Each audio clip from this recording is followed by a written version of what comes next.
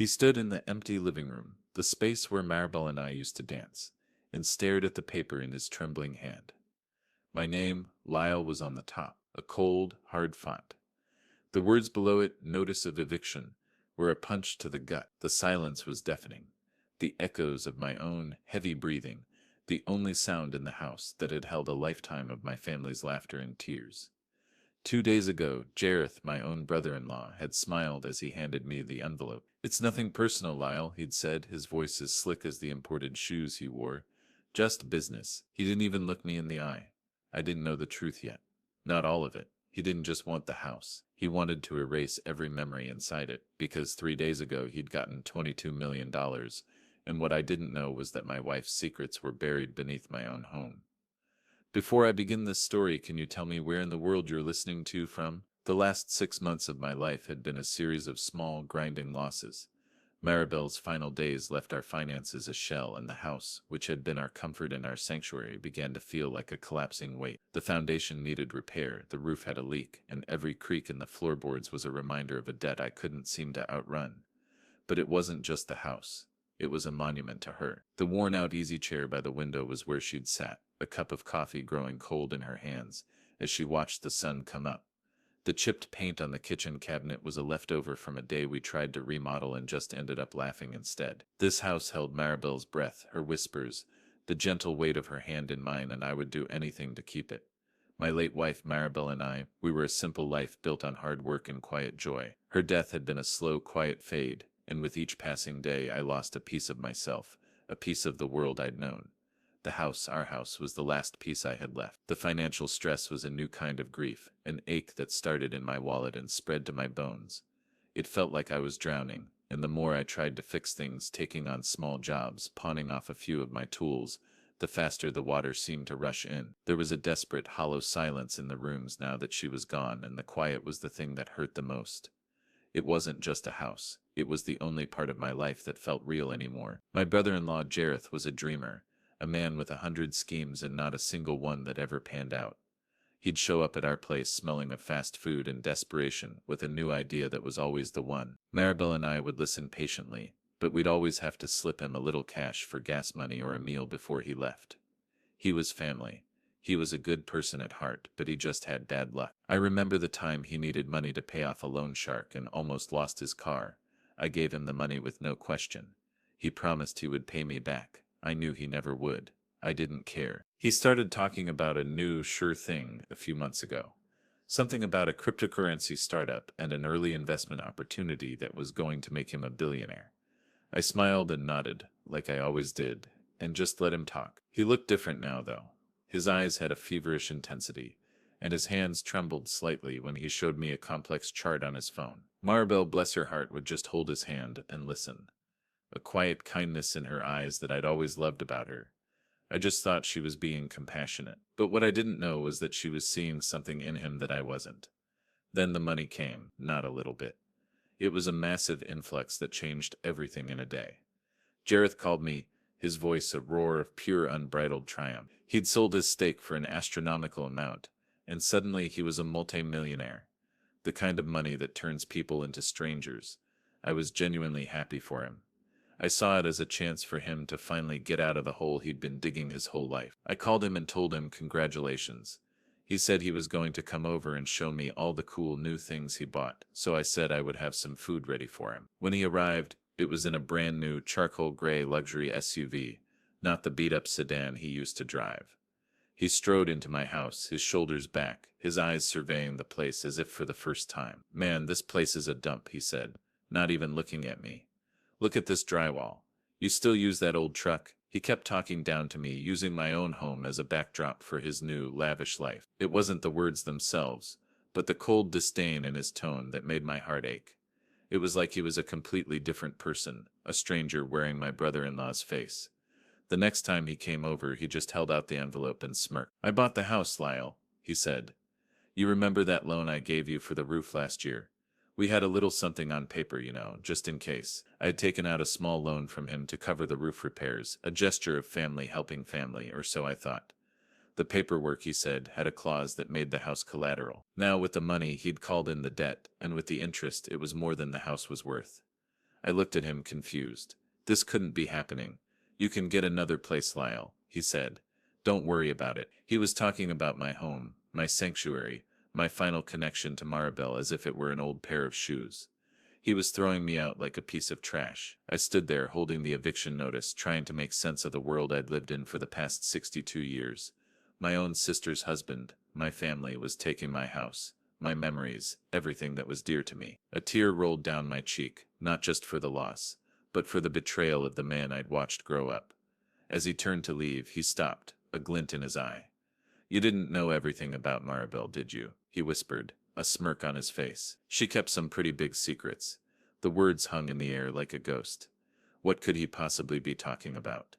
I found Trina at her new, oversized house, a place of glass walls and perfectly manicured lawns. She was in the kitchen, her hands shaking as she tried to put a cup away in the cupboard. He's not himself, Lyle, she whispered, her eyes wide with a fear I'd never seen before. The money.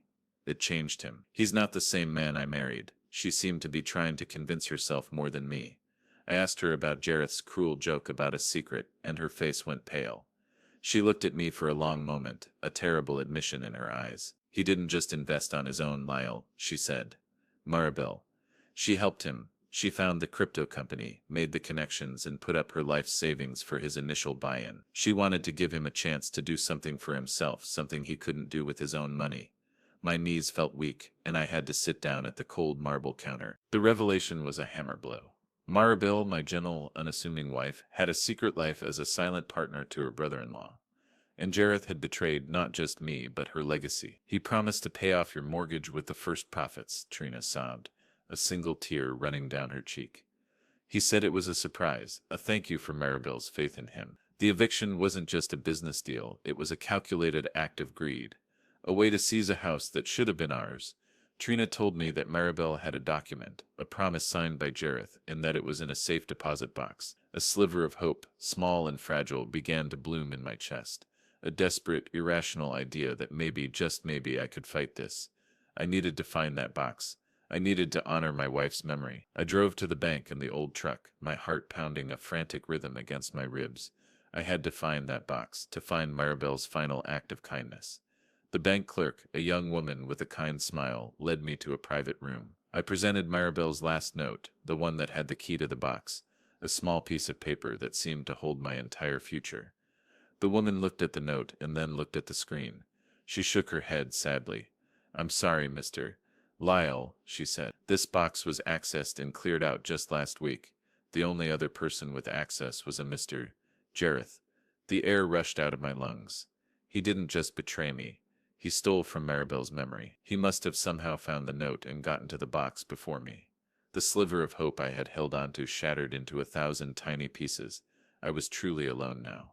With nothing left to lose, I began to sell everything that wasn't nailed down. The power tools I'd used to build my business, the old record player Maribel and I used to listen to on Sundays, the watch she had given me on our 25th anniversary. I walked into the local pawn shop, the bell above the door jangling a hollow melody, a sad symphony for my life.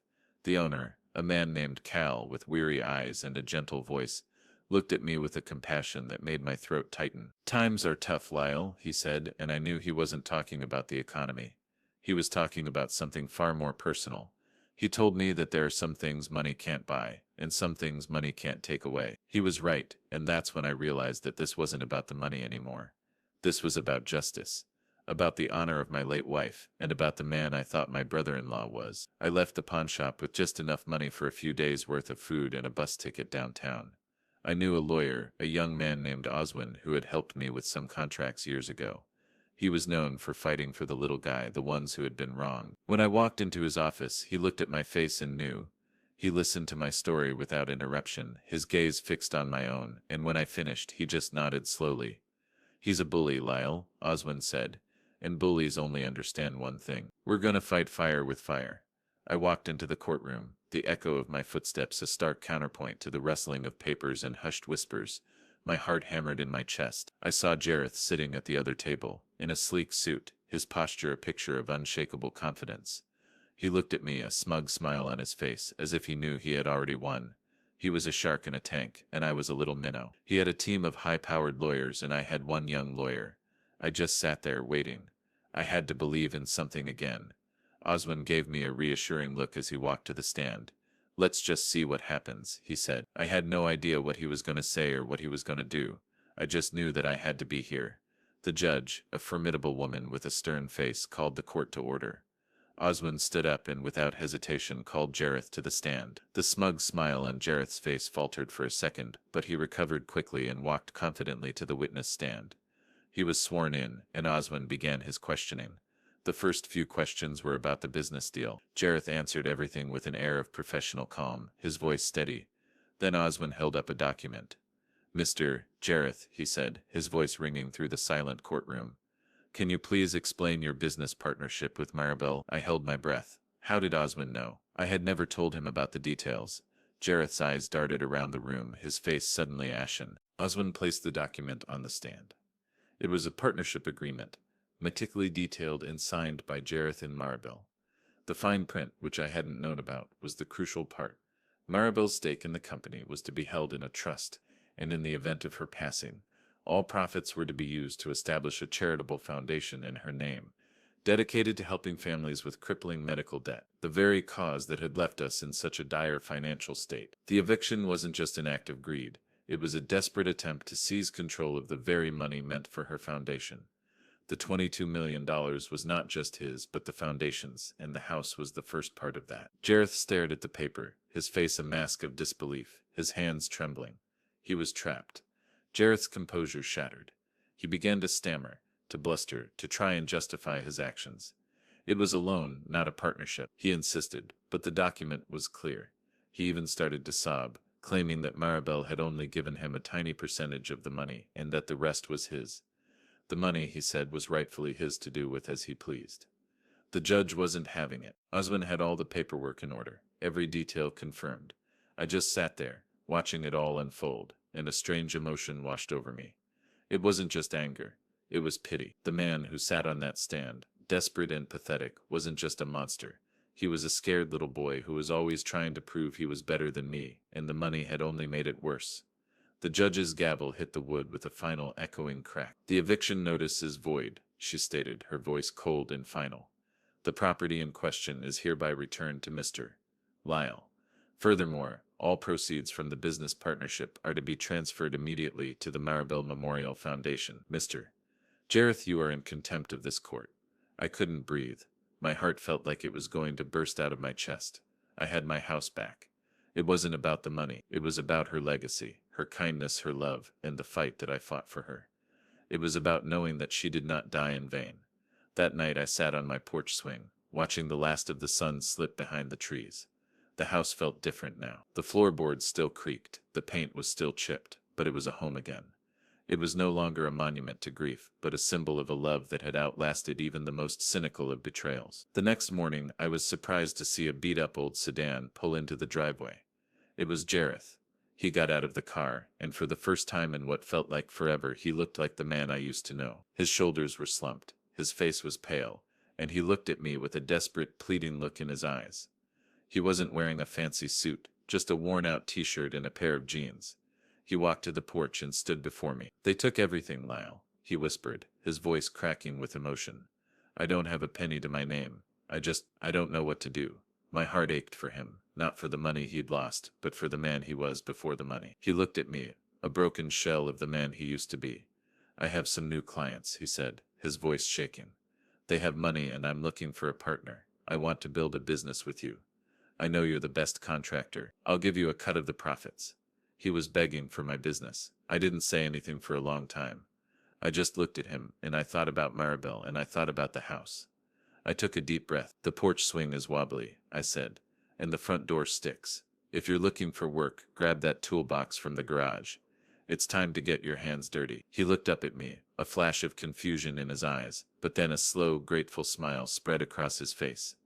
He nodded once, turned, and walked toward the garage. I didn't give him a loan. I gave him something better, a chance to start over, the way he should have in the first place. The last I saw of him, he was picking up a hammer, and I was back on the porch swing, finally at peace, just in time for the sun to set.